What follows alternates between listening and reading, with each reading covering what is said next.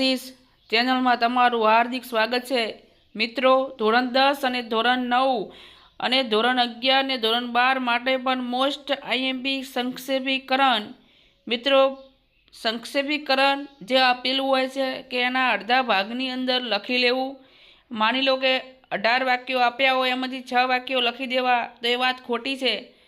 પણ મિત્રો સંક્ષેપીકરણની અંદર મેન વસ્તુ મૂળ શું છે, તો મિત્રો આપણે એના નિયમો દ્વારા સમજીએ।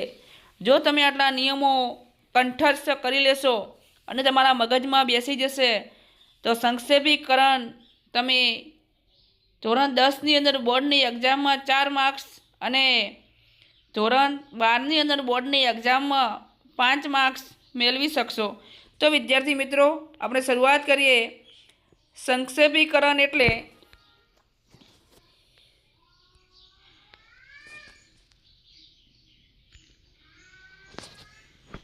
તો વિદ્યાર્થી મિત્રો જે સંક્ષેપીકરણ છે, તો સંક્ષેપીકરણ એટલે વિસ્તારથી કહેવાયેલી મર્મને સમજી તેમાંની વધારાની લાગતી વિગતો જે છે એ વિગતોનો મર્મ એને હાનિ ન પહોંચે, એટલે કે નુકસાન ન પહોંચે એ રીતે ટૂંકમાં અને સચોટ રીતે મૂળ વાતને ફરીથી મૂકવી। તે સામાન્ય રીતે એક સંક્ષેપીકરણ એટલે મૂળ લખાણના પરિચ્છેદનો ત્રીજો ભાગ, એટલે કે 18 વાક્યો આપ્યા હોય એમાં 6 વાક્યોની અંદર લખવાનું હોય છે।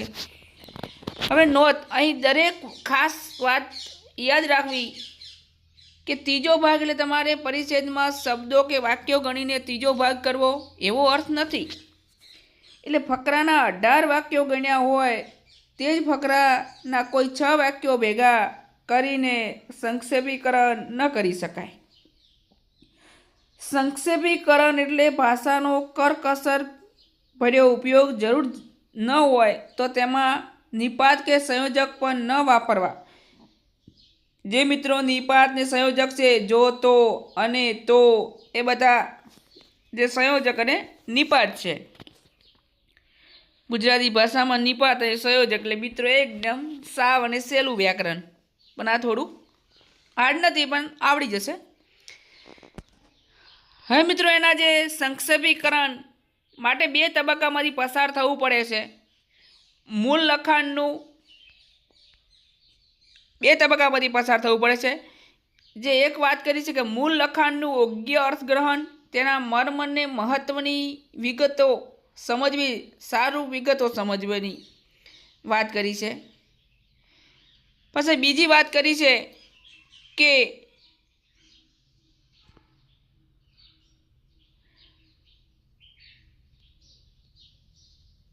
અર્થગ્રહણ થયા પછી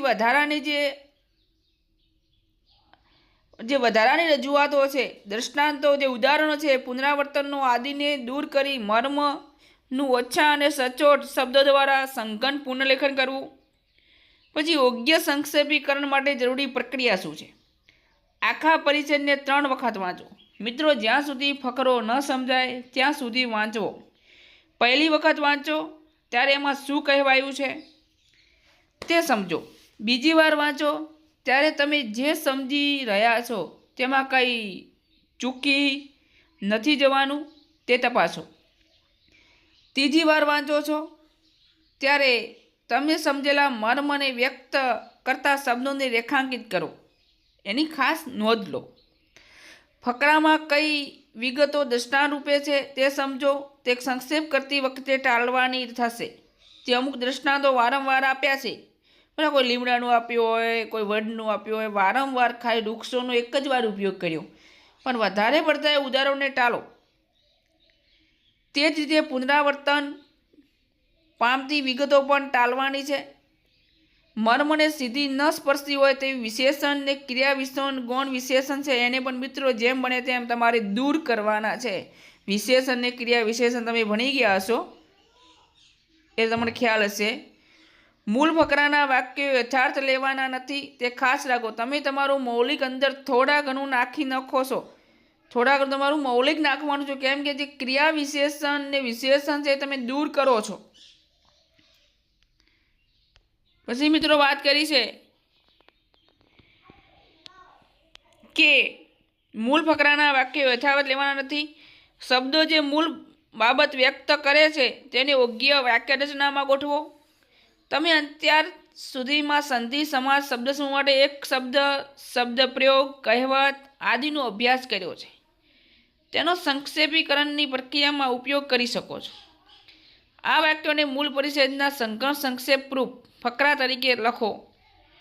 મૂળ પરિચ્છેદ અને સંક્ષેપ રૂપે લખાયેલા લખાણને ફરી એકવાર વાંચો અને તપાસો કે કોઈ મહત્વની વિગત સંક્ષેપીકરણ વખતે ચૂકી તો નથી જવાયની. મેન મૂળ જે ઉદ્દેશ શું કહેવાય છે સંક્ષેપીકરણમાં, એ તો ચૂકી નથી ગયો ને. હવે મિત્રો આપણે એક ફકરો જે આપ્યો છે, આપણે જોઈએ કે કોઈ માણસની ઉંમર મોટી હોય તો તેને આપણે ઘરડો કહીએ છીએ.